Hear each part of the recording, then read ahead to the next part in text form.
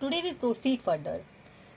So in the last lecture, I tell you that the consumer is one person who can buy the goods and services for the satisfaction of want. So equilibrium means the state of rest और a position of no change. Equilibrium एक state of rest है और एक position है जहाँ पे कोई change नहीं होता है. So what is consumer equilibrium? So consumer equilibrium refer to a situation when a consumer is having maximum satisfaction with a limited income and has no tendency to change his way of existing expenditure. Consumer equilibrium एक ऐसा situation है जो consumer है जब consumer को maximum satisfaction हो. जब किसी कंज्यूमर को मैक्सिमम सेटिस्फेक्शन हो उसके लिमिटेड इनकम से और उसका एक्सपेंडिचर चेंज होने की कोई भी टेंडेंसी ना हो, उस पोजीशन को हम कंज्यूमर इक्विलिब्रियम बोलते हैं.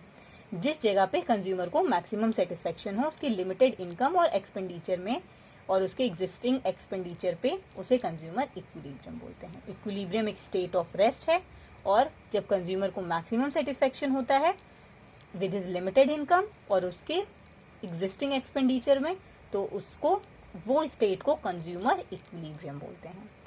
So we explain the consumer equilibrium in case of one or single commodities or the consumer equilibrium in case of two commodities. So first we discussed about consumer equilibrium in case of single commodities. So consumer equilibrium single commodity में जो है वो हमारे law of diminishing marginal utility पे based है. The law of diminishing marginal utility, DMU, diminishing marginal utility, can be used to explain consumer equilibrium in case of single commodities. Single commodities को explain करने के लिए हमारा law of diminishing marginal utility होता है. और law of diminishing marginal utility मैंने आपको लास्ट लेक्चर में बताया था कि जो हमारा अगर कंज्यूमर है वो more and more commodity purchase कर रहा है तो उसका मार्जिनल यूटिलिटी जो है वो डिक्रीज होगा. फिर a consumer equilibrium, a consumer purchasing a single commodity will be at equilibrium when he buying such a quantity of commodity which give him maximum satisfaction. Consumer अगर परचेज कर रहा है single commodities तो वो एक equilibrium position पे तब होगा जब वो बाय कर रहा है एक ऐसी क्वांटिटी ऑफ कमोडिटी जो कि उसको मैक्सिमम सेटिस्फेक्शन दे रहा है. वो ऐसी क्वांटिटी को परचेज कर रहा है जिससे उसे मैक्सिमम सेटिस्फेक्शन मिल रही है. वन सिंगल कमोडिटीज को परचेज कर रहा है ऐसी क्वांटिटी में जिससे उसे मैक्सिमम सेटिस्फेक्शन मिल रहा है.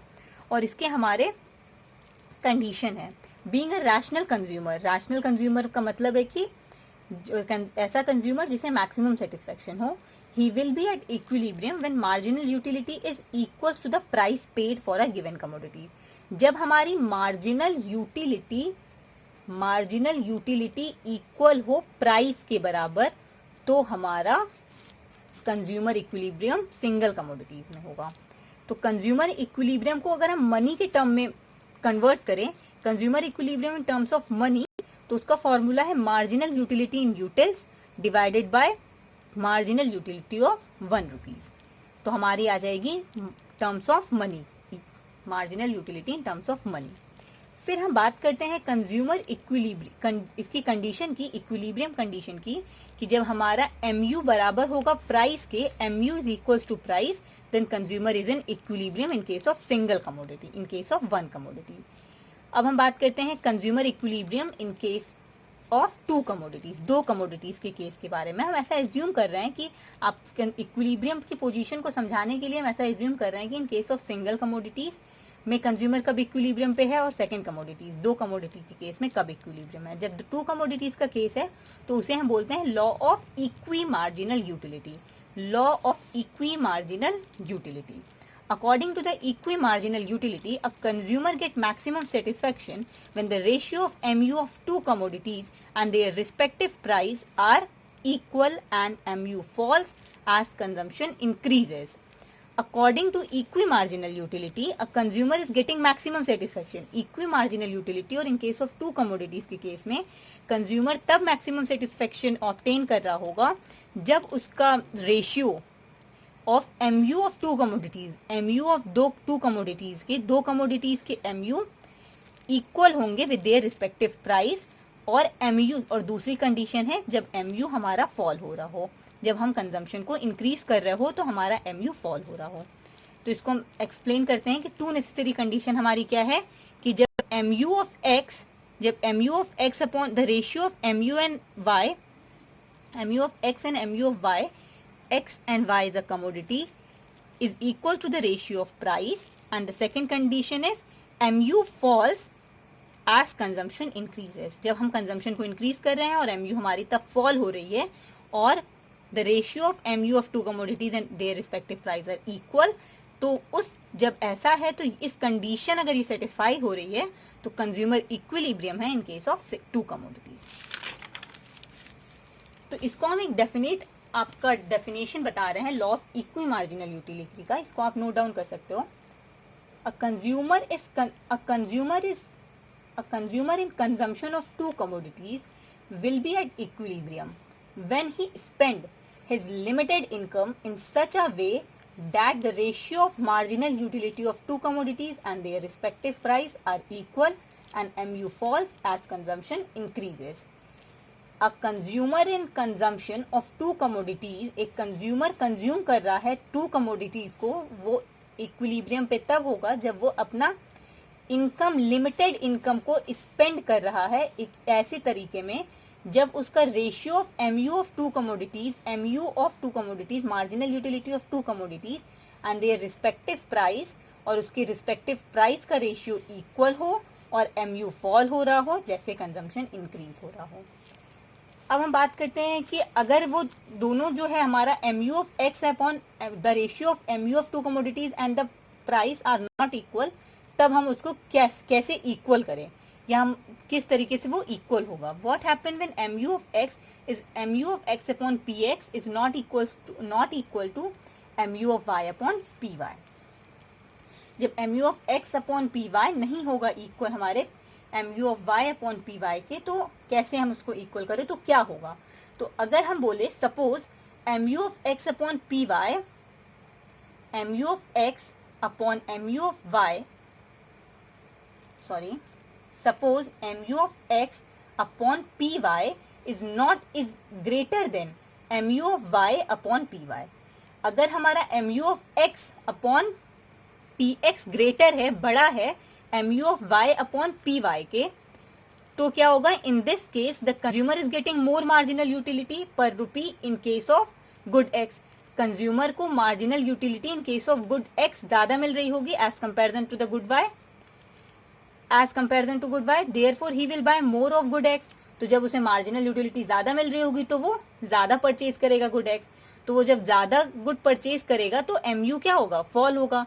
कि हमारी अभी DMU की law of diminishing marginal utility का क्या कंडीशन है, क्या बोलता है law of diminishing marginal utility की जब हम कंजम्पशन इंक्रीज कर रहे हैं कमोडिटी की तो MU हमारी फॉल हो रही है।